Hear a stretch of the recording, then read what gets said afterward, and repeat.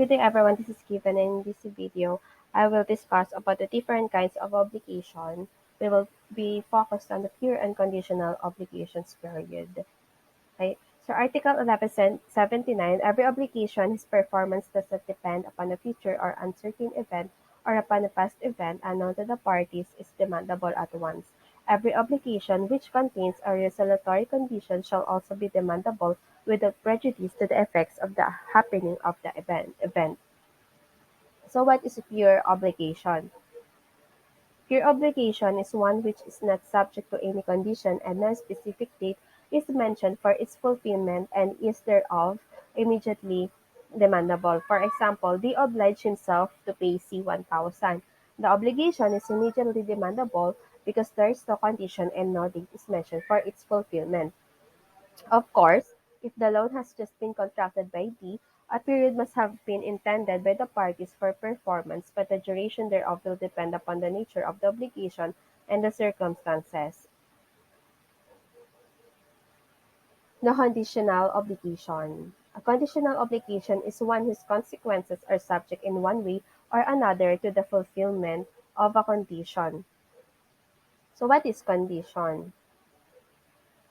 It is a future and uncertain event upon the happening of which the effectivity or extinguishment of an obligation or right subject to it depends. So there are characteristics of a condition: the future and uncertain, and the past but unknown. So the future and uncertain, in order to constitute an event as a condition, it is not enough that it be future. It must also be uncertain. And then the second one is the past but unknown.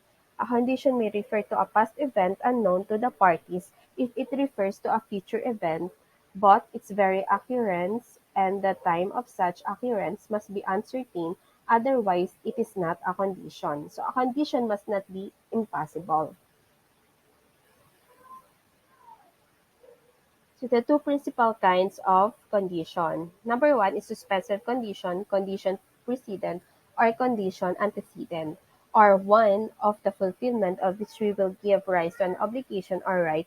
In other words, the demandability of the obligation is suspended until the happening of the uncertain event which constitutes the condition. For example, I will sell you the land if it is adjudicated to me in the division of my deceased father's estate. So my obligation is demandable only after the condition is fulfilled.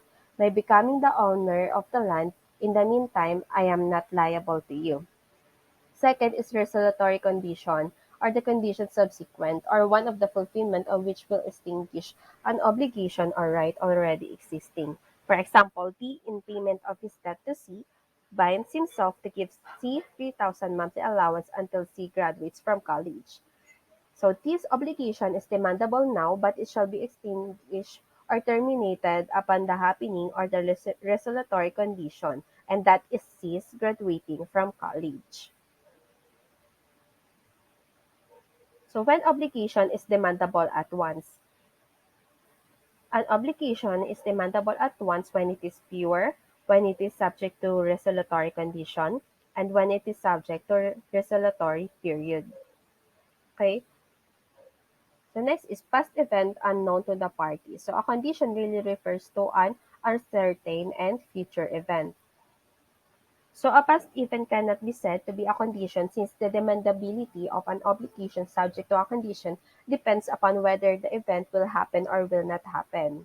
So what is really contemplated by the law is the knowledge to be acquired in the future of a past event which at the moment is unknown to the parties interested, for it is only in that sense that the event can be deemed uncertain. So this knowledge determines whether the obligation will arise or not. For example, X is the owner of a parcel of land which is being claimed by Y. Last week, the Supreme Court has rendered a final decision upholding the right of X. However, X has not yet received the notice that he had won the case. Now, X obliged himself to sell his land to B. Should, should he win the case against Y? So under the facts, X would be bound to sell the land to B upon receipt of the notice that he had won the case against Y. Because according to Article 1180, when the debtor binds himself to pay when his means permit him to do so, the obligation shall be deemed to be one with the period subject to the provisions of Article 1197. So where duration of period depends upon the will of the debtor. So a period is a future and certain event upon the arrival of which the obligation subject to it either arises or is extinguished. Number 1. The debtor promises to pay when his means permit him to do so. So the obligation shall be deemed to be one with the period. In this case, what depends upon the debtor's will, not whether he should pay or not, for indeed he binds himself to pay. So what is left only to his will is the duration of the period. If the debtor and the creditor cannot agree as to the specific time for payment, the court shall fix the same on the obligation of either party. So number 2 is other cases. As when the debtor binds himself to pay, letter A is to little by little, as soon as possible, from time to time. It could be at any time I have the money in partial payments. So another one is the when I am in position to pay. So that is belong to the other cases.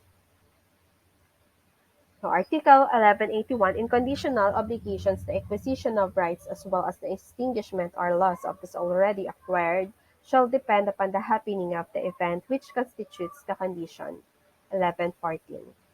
Okay, so let's move on to the effect of happening of conditions. So number 1 is acquisition of rights. It is in obligation subject to a suspensive condition. The acquisition of rights by the creditor depends upon the happening of the event which constitutes the conditions.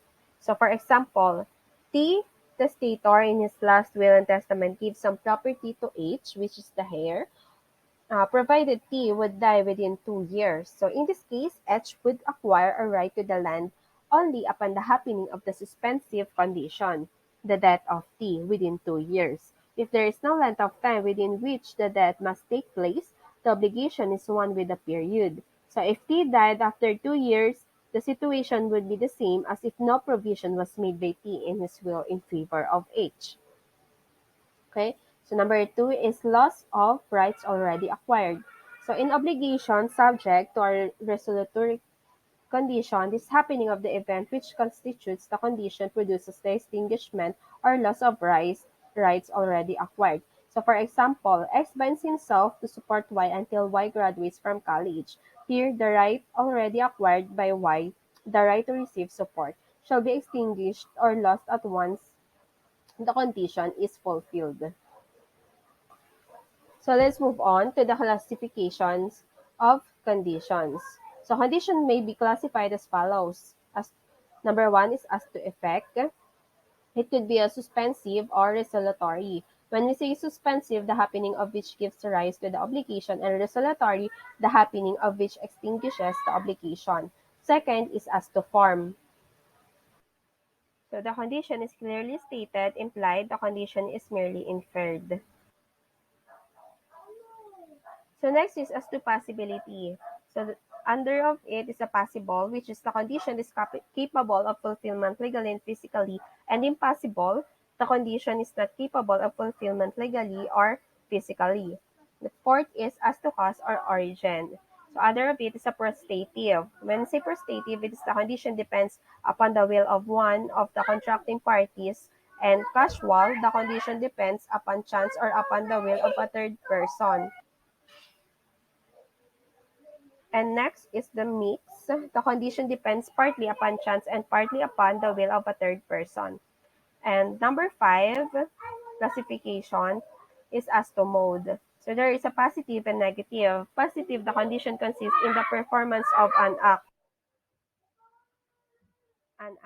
And then the negative is the condition consists in the omission of an act. So number 6 is as to numbers. The conjunctive, there are several conditions and all must be fulfilled, and disjunctive, there are several conditions and only one or some of them must be fulfilled. So number 7 is as to divisibility. So there is divisible and indivisible. When say divisible, it is the condition is susceptible of partial performance, and the condition is not susceptible of partial performance. So there is protestative condition. A condition suspensive in nature and which depends upon the sole will of one of the contracting parties is known as protestative condition. So where suspensive condition depends upon will of debtor. Number one is conditional obligation to void. So where the protestative condition depends solely upon the will of the debtor, the conditional obligation shall be void because its validity and compliance is left to the will of the debtor. So that is included in Article 1308, and it cannot therefore be easily demanded. So in order not to be liable, the debtor will not just fulfill the condition, so there is no burden on the debtor and consequently no juridical tie is created. Article 1156. For example, I will pay you if I want. I will pay you after I receive a loan from a bank. So another example is I will pay you after I have harvested fish. Okay? So the second is only the condition to void. So if the obligation is a pre-existing one and therefore does not depend for its existence about the fulfillment by the debtor of the prestative condition, only the condition is void, leaving unaffected the obligation itself. So here, the condition is imposed not on the birth of the obligation but on its fulfillment. For example, D borrowed 10,000 from C, payable within 2 months. Subsequently, D promised to pay C after D sells his car, to which C agreed. In this case, only the condition is void, but not the pre-existing obligation of D to pay C. So where resolutory condition depends upon will of debtor.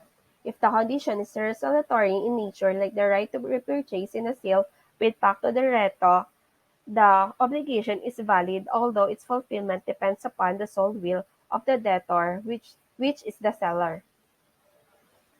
Next is casual condition. Casual condition if the suspensive condition depends upon chance or upon the will of a third person. The obligation subject to it is valid. For example, where X, building a contractor, obliges himself in favor of Y, owner, to repair at X expense any damage that may be caused to the building by any earthquake occurring within 10 years from date of the completion of its construction. So, another example is where S binds himself to sell his land to B if he wins a case which is pending before the Supreme Court. Next is mixed condition. So the obligation is valid if the suspensive condition depends partly upon chance and partly upon the will of a third person. For example, where X building contractor obliges himself in favor of Y owner to repair at X expense any damage to the building taking place after an earthquake if found by a panel of arbitrators that construction defects that contributed in any way to the damage. So both conditions must take place in order that X obligation will arise. The decision of the panel, which is the third party, must be accepted by X and Y as final unless it can be shown that it was incompetent to act in that capacity or was obviously biased favoring X or Y. So the two kinds of impossible conditions. Number one is physically impossible conditions when they in nature of things cannot exist or cannot be done. For example, I will pay you 10,000 if it will not rain for 1 year in the Philippines. So it is impossible that it will not rain for 1 year, right? So the second is legally impossible conditions. So that is when there are contrary to law, morals, good customs, public order, or public policy. So next is effects of impossible conditions. So number one is conditional obligation void. Impossible conditions annul the obligation which depends upon them. So both the obligation and the condition are void. The reason behind the law is that the obliger knows his obligation cannot be fulfilled and he has no intention to comply with his obligation. The second is conditional obligation valid. If the condition in negative, that is not to do an impossible thing, it is disregarded and the obligation is rendered pure and valid. 9. For example, I will sell you my land if you do not carry 20 cabats of palay on your shoulder. Another example, I will sell you my land if you do not give me a dog that talks. Okay. So the positive condition. So the obligation is extinguished as soon as the time expires without the event taking place or as soon as it has become indubitable that the event will not take place although the time specified has not expired. Sample: X obliged himself to give B 10,000 if B will marry C X before B reaches the age of 23. So X is liable if B marries C before he reaches the age of 23. And X is not liable if B marries C at the age of 23 or after he reaches the age of 23. So in this case, the time specified before reaching the age of 23 has expired without the condition marrying C being fulfilled. So the obligation is extinguished as soon as B becomes 23 years old. But if B dies at the age of 22 without having married C, the obligation is extinguished because it has become indubitable that the condition will not take place. So in this case, the obligation of X is deemed extinguished from that of B, although the time specified before reaching the age of 23 has not yet expired. So next is the positive condition. So the obligation is extinguished as soon as the time expires without the event taking place. Or number two,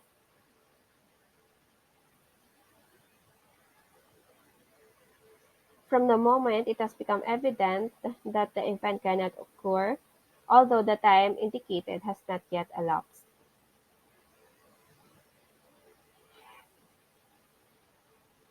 So if no time is fixed, the circumstances shall be considered to arrive at the intention of the parties. So this rule may be also applied to the positive condition. For example, X bind himself to give B 10,000 if B is not yet married to C on December 30. So X is not liable to B if B marries C on December 30 or prior thereto. X is liable to B if on December 30 B is not married to C, and if B marries C after December 30. In the latter case, the condition that marrying C is fulfilled upon the expiration of the time indicated, which is December 30. So suppose C dies on November 20 without having been married to B, the obligation is rendered effective because it is certain that the condition not to marry C will be fulfilled. In this case, the obligation becomes effective from the moment of C's death on November 20, although the time indicated, which is December 30, has not yet elapsed. This is the constructive fulfillment of suspensive conditions. So there are three requisites for the application of these articles. Letter A, the condition is suspensive. B, the obliger actually prevents the fulfillment of the condition. And C, he acts voluntarily. Okay? So for example, X agreed to give Y a 5% commission if the latter could sell the former's land at a certain price. Y found a buyer who definitely decided to buy the property upon the terms prescribed by X. To evade the payment of the commission agreed upon, X himself sold to the buyer to the property at a lower price without the aid of Y. So in this case, it can be said that the due performance of his undertaking, the condition of the payment of the Y commission was purposely prevented by X and is deemed fulfilled. Okay, so next is the constructive fulfillment of resolutory conditions. So Article 1186 applies also to an obligation subject to a resolutory condition with respect to the debtor who is bound to return what he has received upon the fulfillment of the condition.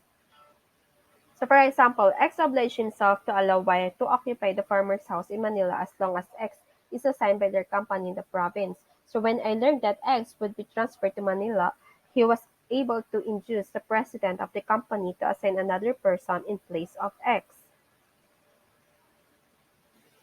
So according to Article 1187, the effects of a conditional obligation to give, once the condition has been fulfilled, shall retroact to the day of the constitution of the obligation. Nevertheless, when the obligation imposes reciprocal prestations upon the parties, the present interest during the pendency of the condition shall be deemed to have been mutually compensated. So if the obligation is unilateral, the debtor shall appropriate the fruits and interest received, unless from the nature and circumstances of the obligation it should be interfered that the intention of the person constituting the same was different.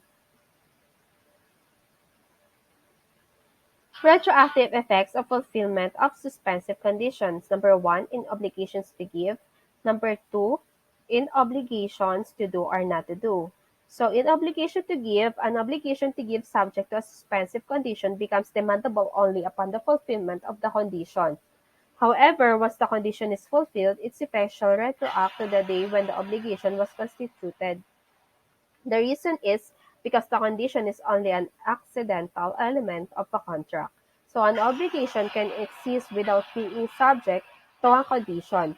Had the parties known beforehand that the condition would be fulfilled, they would have bound themselves under a pure obligations. Hence, the obligation should be considered from the time it is constituted and not from the time the condition is fulfilled. And another one is in the obligations to do or not to do with respect to the retroactive effect of the fulfillment of a suspensive condition. In obligations to do or not to do, no fixed rules is provided. So retroactive effects as to fruits and interest in obligation to give. So number one, in reciprocal obligations, So in reciprocal obligations, there is no retroactivity because the fruits and interest received during the pendency of the condition are deemed to have been mutually compensated. So for example, in the first example, the preceding copy, so when B lost the case in court on December 4, S must deliver the land and B must be paid 50,000. So S does not have to give the fruits received from the land before December 4, and B is not obliged to pay legal interest on the price, since the fruits and interest received are deemed to have been mutually compensated. So second is the unilateral obligation. So there is usually no retroactive effect because they are gratuitous.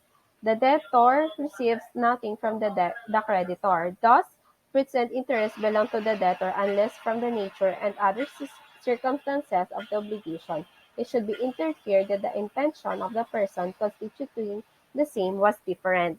So for example, the promise of S was to donate a parcel of land to B. Upon the fulfillment of the condition, S has to deliver the land, but he has the right to keep to himself all the fruits and interest he may have received during the pendency of the condition.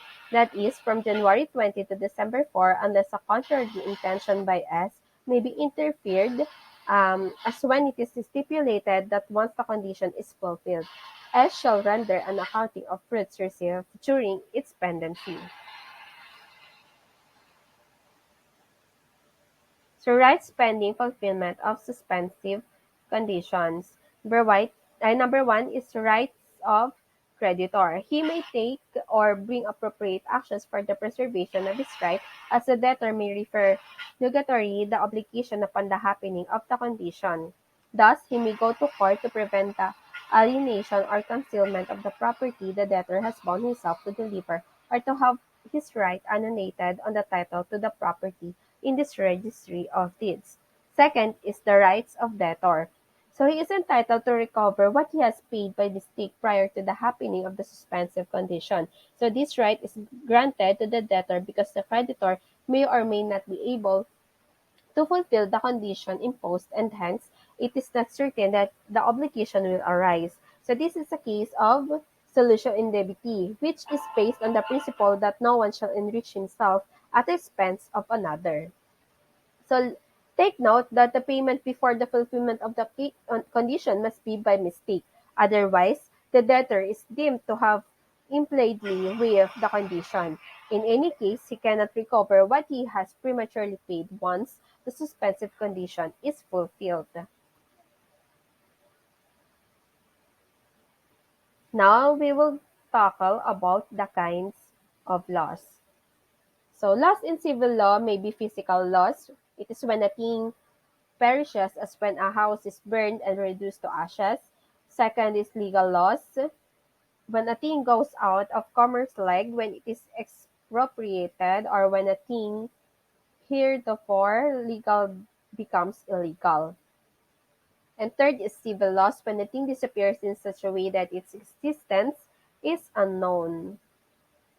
For example, is a particular dog has been missing for some times, or even if known, it cannot be recovered. So that is in Article 1189, or whether as a matter of fact, For example, a particular ring is drawn from a ship at the sea, or of a law. For example, property is lost through prescription. Okay?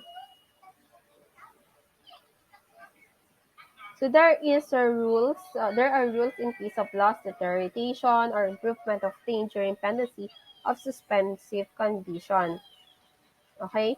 So number one is the loss of thing without debtor's fault. For example, X obliged himself to give you his car worth 100,000. If Y will sell X property, the car was lost without the fault of X. So the obligation is extinguished and X is not liable to Y even if Y sells the property. So a person as a general rule is not liable for fortuitous event. Second is the loss of thing through the debtor's fault. For example, in the same example, if the loss occurred because of the negligence of X, Y will be entitled to demand damages. For example, is 100,000 plus incidental damages if any. So third is deterioration of thing without debtor's fault. So thing deteriorates when its value is reduced or impaired with or without the fault of the debtor. For example, if the car figured in an accident as a result of which its windshield was broken and some of its paints were scratched away without the fault of X, thereby reducing its value to 90,000, Y will have to suffer the deterioration or impairment in the amount of 10,000.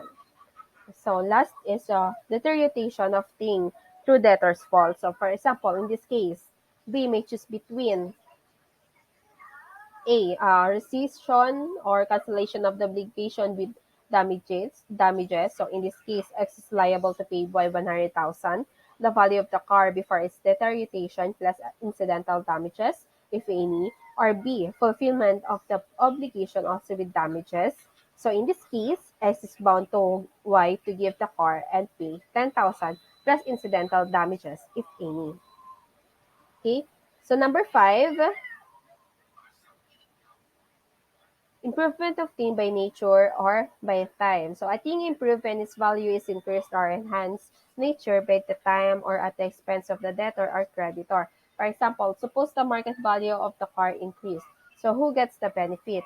So the improvement shall inure that the benefit of Y inasmuch as Y would suffer in case of deterioration of the car through a fortuitous event, it is but fair that he should be compensated in case of improvement of the car instead. And then the sixth is improvement of thing at expense of the debtor. So during the pendency of the condition, X had the car painted and its seat cover changed at his expense.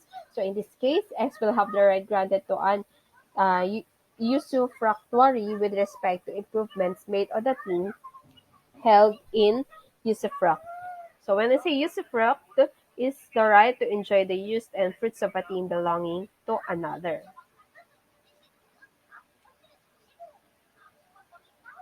So effects of fulfillment resolutory. Number one is in obligation to give. When the resolutory condition in obligation to give is fulfilled, the obligation is extinguished and the parties are obliged to return to each other what they have received under the obligation. So under of it is said, there is a return to the status quo. So in other words, the effect of the fulfillment of the condition is retroactive. And another one is in case the thing to be returned is legally into the possession of a third person who did not act in bad faith, so the remedy of the party entitled to restitution is against the other. C is the obligation of mutual restitution is absolute. Okay, so it applies not only to the thing received but also to the fruits and interest. And D is in obligations to give subject to suspensive conditions, the retroactivity admits exceptions according as the obligation is bilateral or unilateral.